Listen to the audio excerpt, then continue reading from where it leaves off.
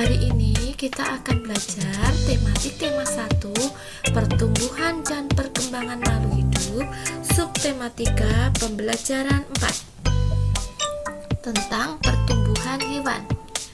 Kamu sudah mempelajari pertumbuhan hewan. Kamu juga sudah mempelajari perkembangbiakan hewan. Hewan berkembang biak dengan cara yang berbeda-beda. Setiap tahapan dan perkembangbiakan hewan juga berbeda-beda. Amati gambar di bawah ini. Di sini ada gambar pohon, ada gambar kupu-kupu, ada gambar kepompong, ada gambar ikan, ada gambar ayam, induk ayam, dan telur ayam. Ayam berkembang biak dengan cara bertelur. Telur akan dierami dan menetas menjadi anak ayam. Maka anak ayam akan tumbuh menjadi ayam dewasa. Selain ayam, kita juga belajar tentang perkembangan ikan. Ikan juga berkembang biak dengan cara bertelur. Kita sudah belajar tentang pertumbuhan dan perkembangan ayam dan ikan. Ternyata selain ayam dan ikan, masih ada banyak hewan yang dapat kita jumpai di sekitar kita. Satu di antaranya adalah kupu-kupu. Adakah di antara kalian yang pernah melihat kupu-kupu? Bagaimana pertumbuhan dan perkembangan kupu-kupu yang kalian ketahui? Ada banyak jenis kupu-kupu yang dapat kita temui di sekitar kita dengan bermacam-macam warna dan motif. Sekarang kita akan belajar tentang pertumbuhan dan perkembangan kupu-kupu. Nah, anak-anak, mari kita amati gambar tahapan pertumbuhan dan perkembangan kupu-kupu berikut. Tahap yang pertama dari perkembangan daur hidup kupu-kupu adalah yang pertama, telur. Telur akan menetas menjadi ulat. Ulat akan makan dedaunan dan menjadi besar. Kemudian ulat akan mencari wadah. Wadah itu disebut dengan kepompong. Di dalam kepompong, ulat akan berdiam diri. Kemudian setelah beberapa waktu, ulat akan keluar, kemudian menjadi kupu-kupu. Untuk lebih memahami tahapan dan perkembangan kupu-kupu, maka bacalah teks berikut dengan seksama. Pertumbuhan dan perkembangan kupu-kupu. Kupu-kupu merupakan hewan bersayap yang memiliki motif indah di sayapnya. Ada banyak jenis kupu-kupu yang dapat kita temui di sekitar kita. Ukuran kupu-kupu ada yang besar dan ada yang kecil dengan bermacam-macam warna dan motif yang sangat indah. Daur hidup seekor kupu-kupu dimulai dari telur. Setelah beberapa hari, telur kupu-kupu menetas menjadi ulat. Ulat memakan daun-daunan sehingga tubuhnya menjadi besar. Ulat mencari tempat untuk berdiam diri dan membentuk kepompong. Setelah itu, kepompong akan berubah menjadi kupu-kupu dengan motif yang beragam. Motif indah pada kupu-kupu yang kita lihat ketika kupu-kupu membentangkan sayapnya. Itulah yang dimaksud tahapan daur hidup kupu-kupu atau metamorfosis. Nah, anak-anak, apa ada yang tahu apa yang dimaksud dengan metamorfosis?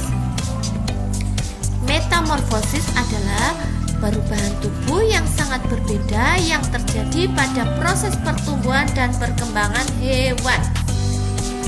Nah, anak-anak, mari kita lihat tahapan daur hidup kupu-kupu. Yang pertama adalah telur.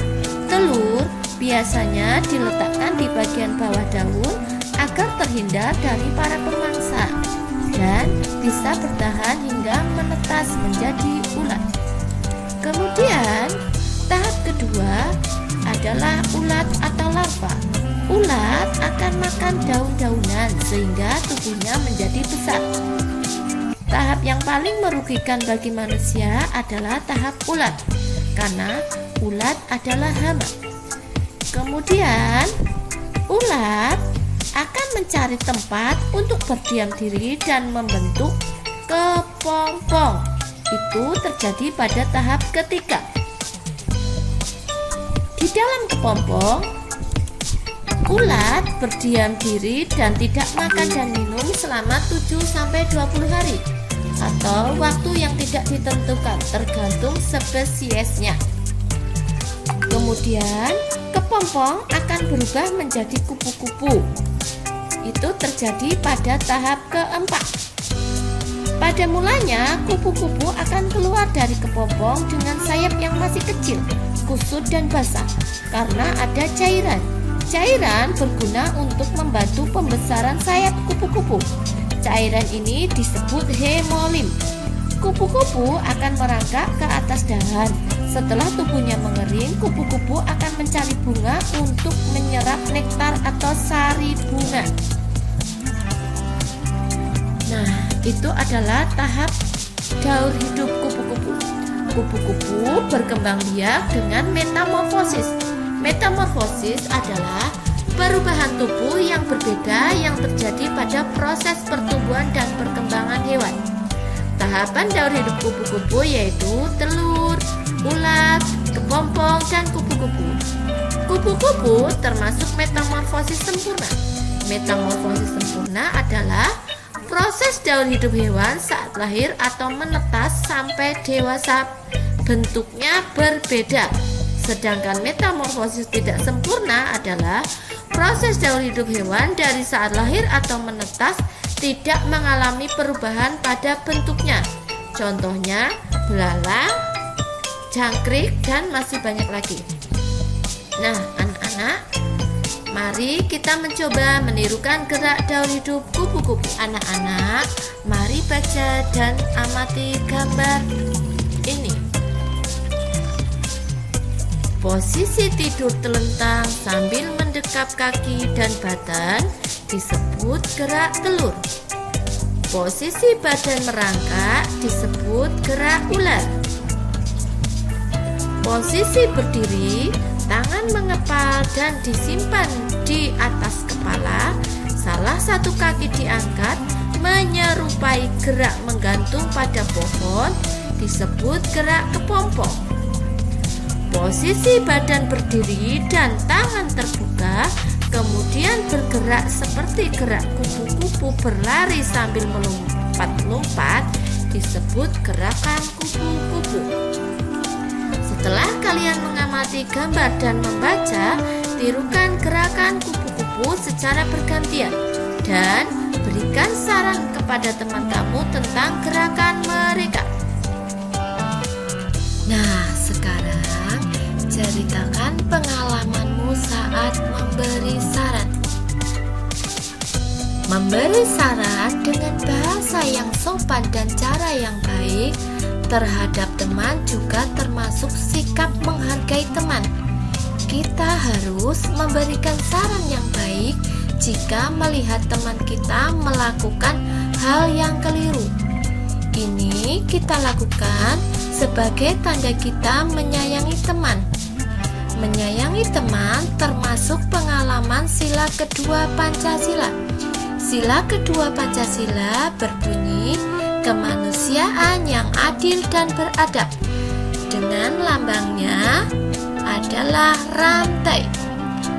Nah, anak-anak, pelajaran hari ini sampai di sini. Sampai jumpa lagi anak-anak. Terima kasih. Wassalamualaikum warahmatullahi wabarakatuh.